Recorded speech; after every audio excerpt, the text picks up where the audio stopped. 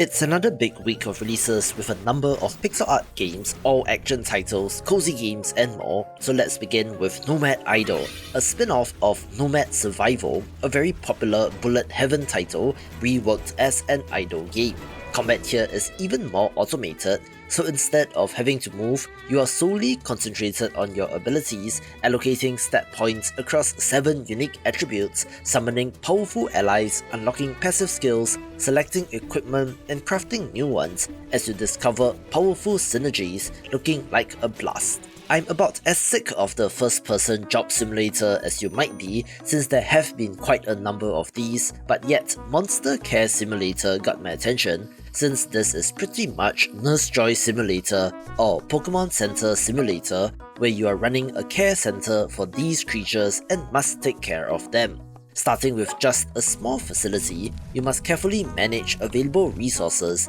to ensure that each monster receives the care that it needs, fulfilling specific requirements from each creature so that they are happy and healthy, from feeding them the right food to ensuring that the environment is suitable. You will also be able to expand and upgrade the center to accommodate more monsters, adding new services and equipment, or even hiring staff to help, and can also breed and raise your own creatures, hatching eggs and taking care of them, looking oh so adorable. This video is brought to you by Castle of Alchemists, a pixel art action tower defense game which is releasing out of early access soon, making this the perfect time to jump in. Play as Bellator, an alchemically enhanced warrior tasked with defending a fortress from relentless waves of otherworldly invaders, having fast-paced combat where you swing your sword and fire your guns in the thick of the action. It has an equipment system where you can craft items with randomized properties, with an extensive skill tree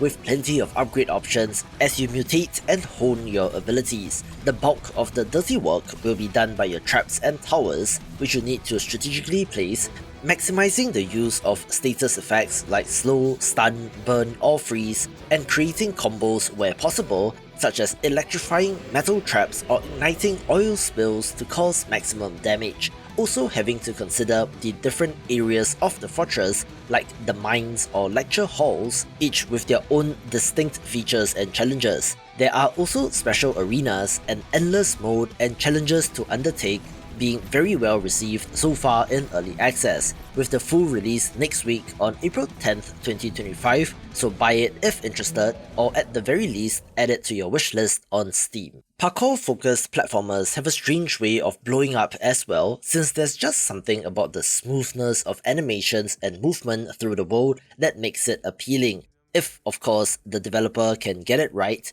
with a high potential title being STORROR Parkour Pro, set on the vibrant streets and rooftops of London's Isles of Dogs. Freedom of movement and platforming are the focus here, allowing you to perform a vast array of parkour movements, which, based on my very basic knowledge of it based on YouTube videos, appears to be fairly accurate. While the trailer largely shows a sandbox style of gameplay, in which you are tricking away across the landscape, there are supposed to be a variety of challenges, from evading security forces to engaging in competitive races and skill competitions with online multiplayer support as well. You can play with other players, both cooperatively and competitively, teaming up to tackle missions, race against each other and more, also having a progression system and looks kind of sweet. I've had my eye on this next title as well, since Koira looks like a heartwarming adventure game where our protagonist and their newfound puppy companion embark on a journey through a mystical forest with themes of friendship, exploration and discovery.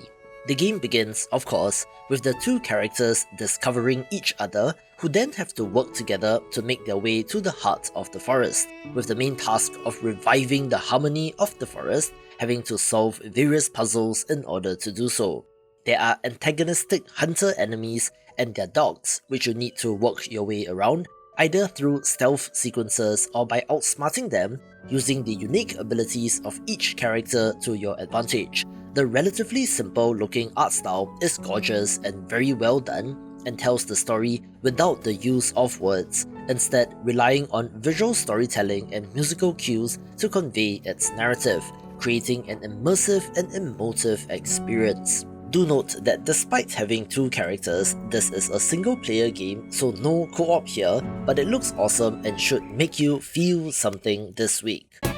Love indie games? Sign up to my newsletter to get a weekly dose of what's hot, along with some news and of course, weekly game giveaways, so if interested, link is in the description below.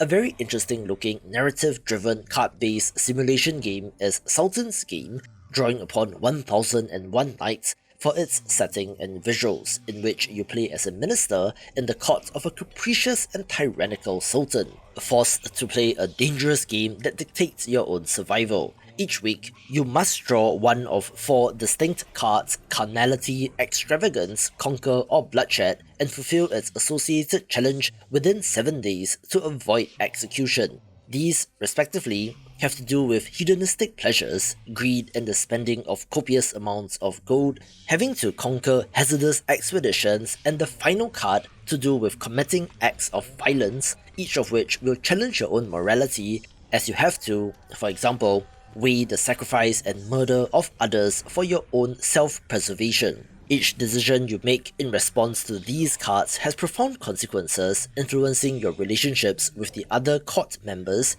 your own personal integrity, and your ultimate fate. And with over 30 interconnected stories and more than 50 endings, there should be plenty of replayability as well. As of recording, the game has been released but currently sits at mixed reviews, although reviews are largely in Chinese, so I can't quite make out the general vibe or reason as to why, so keep an eye on it for now to see how things change over the week. Other games begin with Dice and Goblins, a turn-based RPG that blends elements from several titles together, having first-person dungeon-crawling exploration, a papercraft art style for the characters like in Paper Mario, and explicitly adding the element of luck to the turn-based combat by having the dice represented on screen. Every action that you take in combat, whether attacking, defending, or using a special ability, is determined by rolling dice, with the dice rolls affecting the success or failure of your actions, as you seek to defeat a variety of enemies in the dungeon. Interestingly, this is not a roguelite where our goblin protagonist is exploring a seemingly infinite endless dungeon, but it is not, rather having 10 interconnected levels, and should have some sort of definitive end instead of a run-based structure. It is a full-on RPG, meaning that there is loot, equipment and upgrades to those, even giving you the ability to upgrade dice and to get new abilities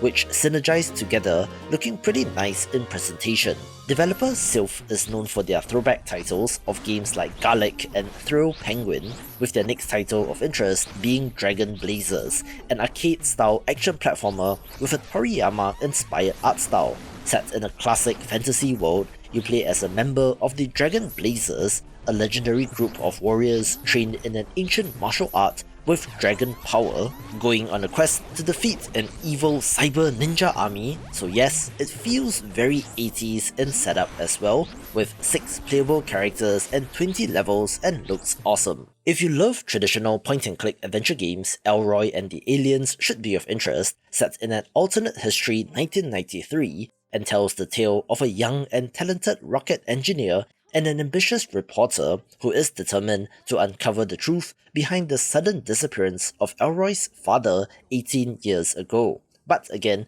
in classic adventure game fashion, we'll have a dose of humor to go along with the mystery and adventure of the story. This adventure spans 2 planets, 60 locations and more than 60 characters as they go about solving this mystery and learning more about the aliens. Gameplay involves classic puzzle solving in which you are searching for key items and using these at the correct location to move forward, mixed in with some fantastic hand-drawn art and voice acting, and will be for fans of the genre. After a little bit of a delay, we also have the release of Gnomes, a roguelite turn-based tower defense game, which is an interesting concept in which you have to defend your village from relentless goblin hordes. Each day, the map expands, revealing new territories teeming with threats and resources, with the dynamic environment requiring you to adapt your strategies continually, ensuring that no 2 playthroughs are alike. You are free to move your gnomes during your turn, allowing you to position defenders optimally as you prepare your defenses against the impending waves of enemies, encouraging experimentation with various combinations of relics, plant abilities, and gnome placements.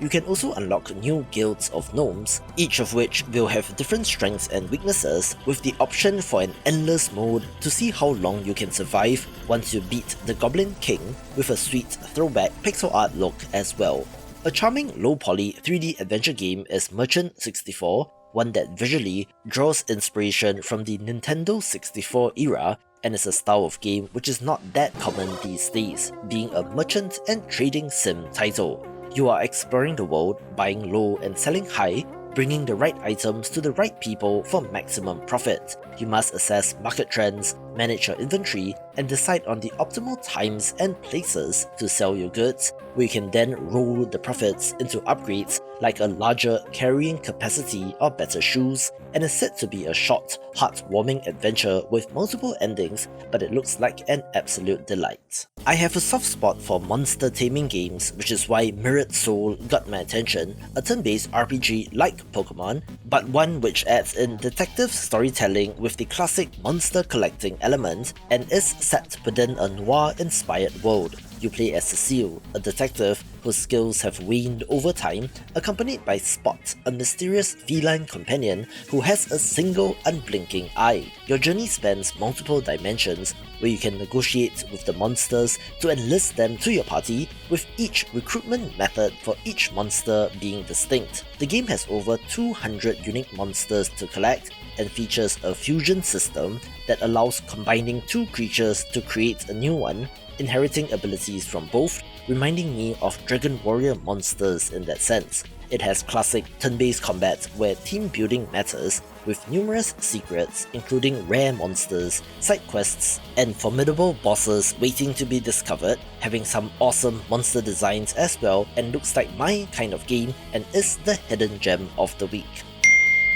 A very cute looking roguelite deck builder is Nif Nif, one with a family-friendly slant, since quote-unquote combat in this game involves cleaning up mysterious goo from the woodland creatures instead of battling them directly. You do also play as a courageous piglet, which is adorable, with there also being a playable cat, with the deck building mechanics that you would be familiar with if you played something like Slay the Spire. You have to customize your deck in every run and play synergistic combos, progressing through procedurally generated node-based maps and encountering various creatures to save along the way. There are various progression systems as well, such as collecting seeds, growing them, and then cooking your own soup, which provides a power-up with matching, gardening, and cooking mini-games as well. The developers say that this is for a family-friendly general gaming audience, friendly enough for kids or for people with little to no experience with games, but yet is supposed to have enough strategic depth as well, where alternatives to straight-up combat in video games is always of interest. A sweet-looking pixel art title is Nitronauts, one that does resemble classic Bomberman in more ways than one, so much so that it might attract a lawsuit, but I suppose unless it gets Pal World big, these larger companies tend not to go after smaller developers, but it's not a strategy that I would recommend. This is a competitive multiplayer title in which you're trying to corner your opponent so that they have no way to escape, with a variety of arenas, power-ups, and game modes, with it being designed for 2 to 6 players, but does have CPU-controlled bots if you cannot find a match. Looking nice, but I wonder what the potential market is for a game like this. Suddenly, Hydras. That is the main gimmick of Roman Triumph Survival City Builder, which on the surface looks like another one of these, but adding mythological creatures to the mix does certainly get my attention. Set in the northern fringes of the Roman Empire, your task is to establish and manage a new city, having the core city building elements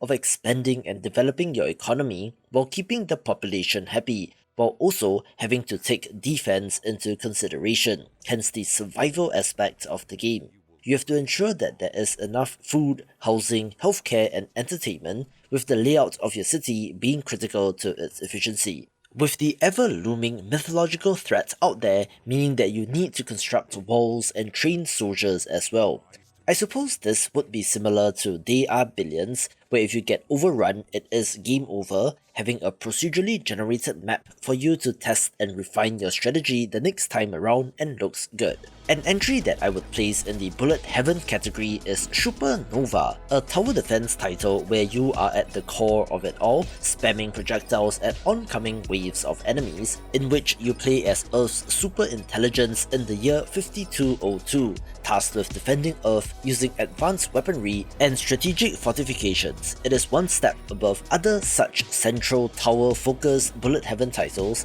since you do still need to rotate and aim your weapons, and with over 30 different components and more than 100 unique props gives you plenty of build variety, with an element system, think ice or fire, to add to the combat. I do like the visuals as well, which are clean and on point, looking like a pretty good one of these. We don't get that many educational titles in general, at least in the space that I'm looking at, which is why So to Speak is of note, a puzzle simulation title that attempts to teach you Japanese through contextual exploration. Set in a world inspired by Japan, you are wandering and exploring at your own pace, observing signs, overhearing conversations, and deciphering meanings based on contextual clues. You're connecting Japanese words to their corresponding meanings by interacting with objects and text, having a drag and drop kind of interface which might be helpful. I suppose having direct contextual learning would be more helpful for someone that wants to visit Japan as a tourist, as compared to learning from a textbook, but honestly, this is not the first game to try, with people reporting varying levels of success with games like this. Still, I suppose it's a good starting point, where the game contains about 400 words of interest, so maybe give this a look if you intend on visiting. Surprisingly, we have had a number of typing games of interest as of late, from Glyphica, Typing Survival, or Blood Typers, with the next game of note being The Chef's Shift, placing you in the fast-paced environment of a bustling restaurant. As the head chef, your responsibilities encompasses both culinary preparation and customer service, all done through typing, from picking ingredients to serving customers to even killing rats. At its core, this is a diner dash or overcooked kind of game where you need to prepare and serve your customers as quickly as possible, having upgrades in between levels, as well as a variety of different food and cuisines to serve, from Italian, Chinese, Mexican, and Japanese, with each setting introducing unique challenges and vocabulary. This diversity provides variety, but also allows you to learn about various culinary traditions where food is pretty much a universal thing, so I'm pretty sure that this has wide appeal. Another bullet heaven roguelike title of interest is Wildkeepers Rising, adding a monster taming element to the popular subgenre with a cool art style as well. The world is inspired by classic fantasy and anime, where you are attempting to tame powerful guardians, mysterious spirit creatures endowed with unique abilities, to combat relentless hordes of monsters threatening the land. These monsters fight alongside you, each bringing distinct skills to the battlefield, and are not simply a side mechanic to interact with, but are actually the core focus of the game. As such, there is a bit of indirect combat going on here which feels different, although you yourself would probably know about your appetite for yet another one of these, where it has demoed well and is supposed to launch with a variety of maps and monsters. This one's for indie game developers. The free indie game marketing resources are ready, so sign up via the link in the description below to get it in your mailbox. Bugaboo Pocket is an immersive virtual pet simulation title that has to be inspired by handheld virtual pets like Tamagotchi or Digimon, where you play as a research scientist who cares for these unique creatures. Your daily tasks involve feeding, playing, and providing comfortable furnishing for your bugs, fostering a deep connection with each one, with a variety of bugs from land, air, and sea to choose from. Each bug is inspired by their real-world equivalents, offering educational insights into their life cycles and habitats, with the game not being a completely idle title, but rather includes various mini-games and activities. As you cultivate and raise these bugs, you can eventually release them back into nature, contributing to the rejuvenation of Beetleback Ridge, which is recovering from a devastating wildfire. And while not usually a bug person myself, I have to say, The pixel art here is on point and does actually make these little critters look very cute, and is perhaps another full circle gaming moment as we go back to the semi-idle pet sim following the success of the bottom of screen idle game. One of the most anticipated action roguelites also makes it to release in Rogue Loops, which is centered around a family trapped in an unending loop and their attempts to escape it. This loop concept and design even extends to the design of the circular levels themselves, where you're able to look at the entire thing at a glance and have to plan around that as quickly as you can. Combat is standard action roguelite stuff, but where the twist is that the buffs in this game come paired with a curse, making it simultaneously easier and more difficult for you, but in different ways. There are massive loop guardians to battle, and has the usual meta progression system in between runs that makes you stronger, and interestingly will not be an early access release, so you will be able to experience it in full when it releases. Another roguelite of note is Commander Quest, one which leans more on the strategic end of things, being an auto-battler that is framed as a MOBA RTS hybrid where units can be spawned into lanes and automatically advance and engage the enemy. This also has deck building, think Slay the Spire, where your actions per turn are determined by the cards that you draw and are limited by your energy, so you have to strategize based on which enemies are in which lanes. Playable factions are based on human history and our various civilizations, but is set in a fantasy world, so think dragons and giant spiders, with, I'm sure, deck building from round to round as you select which cards to add to your deck, which to discard and which to upgrade. You are unlocking new cards, relics and commander skills after each run, always giving you something new to play with as you experiment with various strategies to find one that suits you and looks high potential. Another delayed title is Odd Venture, a turn-based JRPG set in a dark fairy tale inspired world. You control a rebellious teenage girl with anger issues and social awkwardness who has to find her troublesome brother, finding her way into this fairy tale kingdom, and ultimately have to get back home as well. Instead of Disney fairy tales, this draws upon the original Grimm Brothers fairy tales, which, if you're not familiar with, can be rather disturbing, which gives the game a different vibe. The turn-based combat is multifaceted, where in addition to direct combat, you can also manipulate enemies' moods to influence the outcome, or even choose to flee from encounters, looking like it's drawing upon Undertale as well. Every character can be engaged in conversation, revealing unique dialogue and story elements, so you are encouraged to explore, solve puzzles and to uncover hidden secrets, all while making choices that significantly impact the storyline, which leads to multiple possible endings. This has been in development for a very long time, so I'm happy to see it make it to release, fingers crossed that it will not get delayed once again. Yes, this looks like another pixel art action roguelite, but the story here involves a bunny descending from a village atop a tower, battling their way down and through in order to save the tower and village from destruction. And I do love me a giant tower setting, but more interestingly, Referral comes to us from the developer of Dungreed, which is an excellent roguelike platformer that drew comparisons to Rogue Legacy back in the day, which makes this of note. Watch this video for the best action roguelites.